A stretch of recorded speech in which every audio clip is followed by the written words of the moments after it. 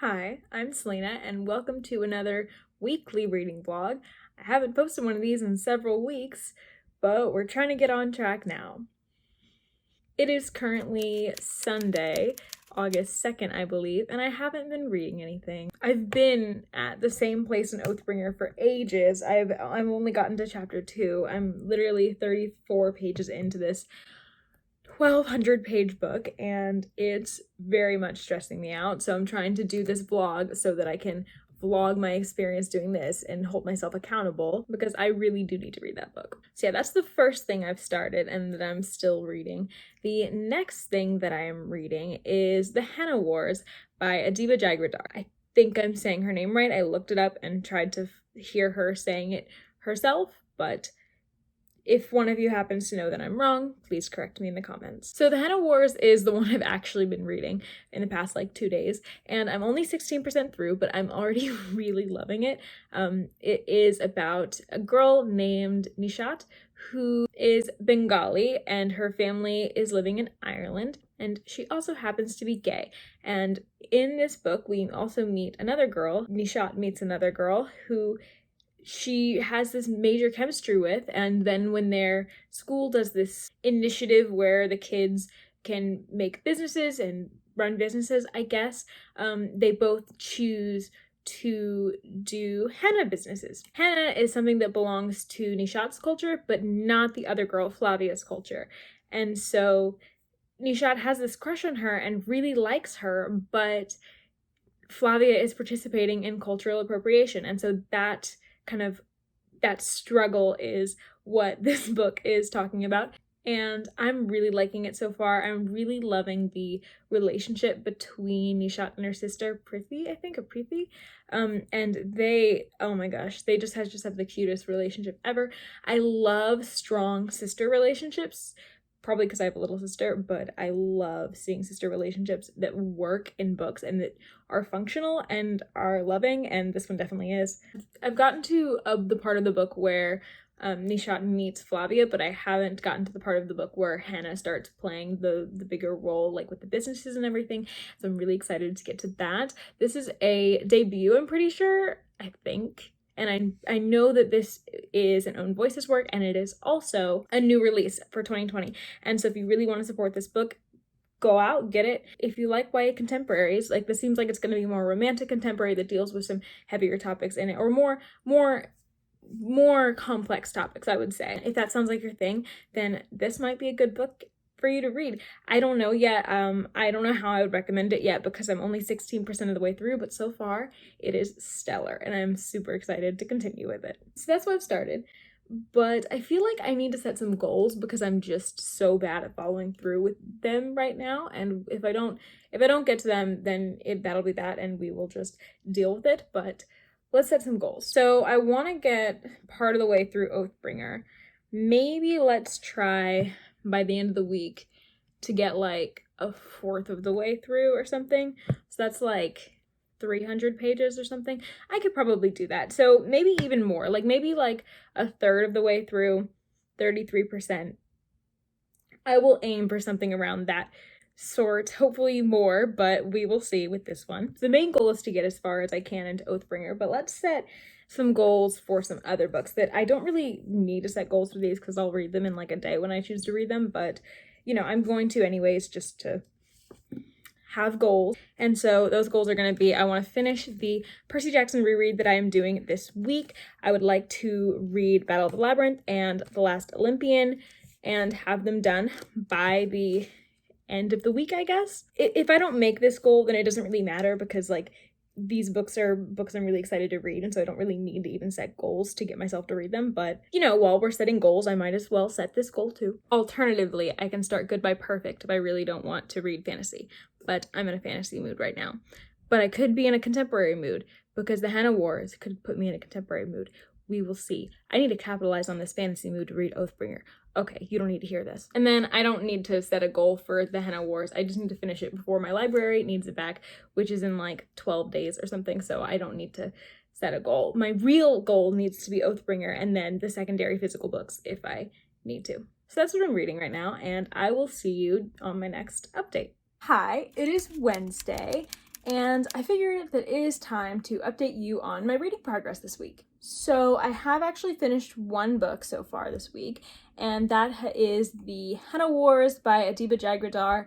This was really cute. I gave it 4 stars. This, if you don't know, can't remember whether I gave a synopsis for it in the last clip, but this is about a Bangladeshi girl who lives in Ireland. She has created her own henna shop at her school, but she's not the only one who has a henna shop. There's also another girl named Flavia who is also doing a henna shop, but henna is not a part of Flavia's culture. Flavia is Brazilian, and so henna is not a part of her culture, but it is a part of Nishat, who is our main character. So we've got this sort of rivalry going on between the businesses, although Nishat is also really upset because she's experienced a lot of racism in her life, and it doesn't seem fair to her that other people get to reap the benefits of her culture when they feel like it, and condemn the rest when they feel like doing that too. This is also a sapphic novel, and honestly, I know I introduced this novel with the cultural appropriation stuff, but I honestly feel like that is not the larger part of this novel. This is a romantic contemporary, not really like a topics contemporary. It's much more focused on the romance than the topics, which is fine. But I just don't want anyone going in expecting like a really in-depth discussion of cultural appropriation when there is a discussion. But the main plot of the book is the romance. It is the romance developing between Flavia and Nishat. I keep forgetting her name, and I know it. I listened to this on audiobook, and I really thought that it was a really cute book. I gave it 4 stars. I was okay with the romance. I didn't hate it. I was not super invested, and I will say it took me a while to get invested at all, but they were cute due to the circumstances that they were in, I think, where they were at such odds. It was a little bit hard for me to jump on board with the romance right away, but eventually I did, appreciate that these 2 characters were together. This novel is also a lot about this Bangladeshi girl who is coming out to her parents. And so we deal with her being out and the responses of her parents and her extended family. And we also deal with a lot of family relations just in general. So Nishat has a sister who she loves, and they have an amazing relationship. And then their relationship with their parents is a little bit more complicated, especially on Nishat's end, because they don't really agree with her being a lesbian. They don't really like it, and so they don't really know how to accept it. Even just in small scenes with Flavia and her mother, they clearly have a very trusting and loving relationship. That was great to see. And then you also see a really interesting cousin relationship between Flavia and the white girl who bullies Nishat for years. I thought the relationships of this book were my favorite parts. I loved with how much care Adiba Jaguardar really wrote these relationships. The parents' relationship with Nishat was very nuanced. The sister bond was amazing between Nishat and Preeti. It was really just so nice. It was so sweet to see. And I do also really enjoy hearing about the relationship between Flavia and China, because I do think it humanized China, who is the white girl who bullies her, a lot, and it makes you realize that someone can be racist and be really rude to one person with one culture and be completely different to another person. And it really just shows how like you can have like family members, people close to you, and you can still participate in racist systems. You can perpetrate racist actions, etc. And so I really liked that bit of it. If I didn't like anything, it was how long it took me to get invested in the romance, because of the tension going on with the cultural appropriation. It was, it took me a bit to get invested in that, because I was like, okay, they have a lot of tension and like they have a lot of disagreements right now. I don't know how that's going to work out. I do recommend this book if you are looking for sapphic books, but I would mind some trigger warnings, obviously for homophobia and racism, but also there's a trigger warning that could be considered more of a spoiler. And so I'm going to put that in the comments below. It's also it's worth looking at if you're wary about reading any LGBTQ plus fiction, because certain tropes do appear over and over and over in LGBTQ plus fiction. And if you're tired of those tropes, I would just go in warned that there is going to be some tropes happening. And, you know, I wouldn't want someone to go in not knowing and like rate the book low just because they are sick of this trope. Yeah, the Henna Wars was really cute. It's definitely romantic contemporary, so if that's your thing, check it out. And then the other book that I've been working on this week, I have not finished yet, and that is Oathbringer by Sanderson. I am 206 pages into this 1,200 page book, so I have 1,000 pages left. Great. I'm really liking Oathbringer. This is the third in a series, so there really is not that much to say about it, but I am really enjoying it. With Stormlight books, it's always a little bit of a rough start because the starts can be pretty slow, but Oathbringer picked up pretty quickly, and I'm just loving being back in this world and with these characters and with so many interesting things happened. I feel like Way of Kings and Words of Radiance had a lot of similarities in not exactly plot, but I guess they felt like an arc together, whereas Oathbringer just feels like it's embarking on a completely new journey, and I really like that about it. But Oathbringer is a little bit dense, and I've had a headache all of today, so I haven't read anything, but now my headache is clearing up, and I'm gonna try and read some Oathbringer, but I think that I need something a little bit less difficult, and so I'm going to pick up The Battle of the Labyrinth by Rick Riordan. This is the fourth book in the Percy Jackson series. If you do not know, I am rereading them all. This was my favorite series when I was a kid. Battle of the Labyrinth, I didn't appreciate till much later in life when I was, well, not really much later in life. Like, on my, like, third reread of the series or something. But I'm really excited to see what I think of it now, and I'm gonna get reading and I will update you another time. Oh, also, I'm not sure if I've said this. I definitely haven't said this in a video yet, but several have gone up since this happened. But thank you for 100 subscribers. Yay.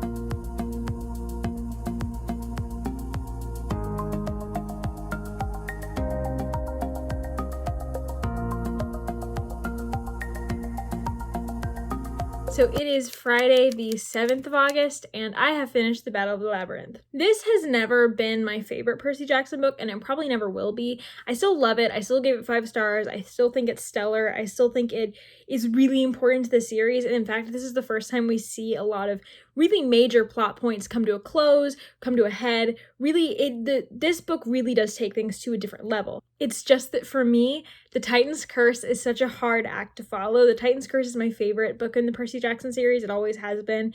And this one just, it doesn't live up to that, but I do love it. I still love it. I still think it's an amazing book. I have a review on Goodreads that is very detailed, but some of the things I talked about were I thought the character arcs were amazing in this book. I think Percy has really come into his own as a protagonist, as a friend, as a hero in this book, and you can really see that in him. He's honestly, this is the point where Percy becomes not just a confused preteen, but like an actual hero, someone who is brave and kind and a good friend who cares about people genuinely. He's someone who I would look up to, someone who I want my kids to look up to, someone who I just think is an amazing protagonist. And so Percy's arc, if you will, like it is really coming into his own, being the best hero he can be. And I think you really see him start to do that in this book. The last 2 books have been riddled with mistakes from Percy, or Percy defying orders from people in order to do what he thinks is right. In this book, he's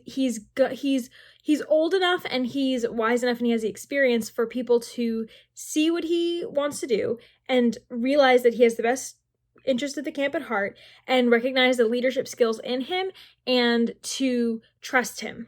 Last book, Chiron tells Percy that he would not have been his first choice to go on the big quest in the Titan's Curse, And this book is just a really good arc to continue that, because I do think this is the book where we see Percy kind of being the legend at Camp Half-Blood. We really do see him start to be a hero in this book, and just Chiron trusts him more. They trust his judgment. He's really cool. He's in charge. He's in control. It's really good. And then the other characters around Percy are continually tested. Everyone in this book who is not Percy is really challenged in some way, and I really like that. I think the setting is brilliant. I think the how dark this book goes is brilliant. It's a great arc. It's a really great turn for the story to take, and I'm really excited to read book 5. Sadly, I did not get to book 5, so I didn't complete the goal of reading both of them this week, but I am probably going to finish The Last Olympian before the weekend is over, so I will have completed that pretty soon. You'll see that in my next vlog. As we talked about earlier in the week, I finished the Henna Wars, and it was good. It was 4 stars, solid book. Good romantic contemporary, if you like romantic contemporaries. And then my final goal, it was to read like 300, 400 pages of Oathbringer, something along those lines. And I did read up until 343. I am at part 2 now. I finished part 1 and the first set of interludes. It's really good. I love this book so far. I'm loving being back with these characters and with this world, and I love how different this feels from the other 2 books. It's just a really nice, refreshing direction for the Stormlight Archive to go in.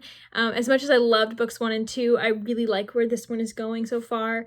And I'm just really excited. I've been reading it all day. I'm going to continue. I'm really in the mood for this book. It's so good. So these are the books that I have been completing and working on this week, and I will see you in my next reading vlog. Thank you for watching. Bye.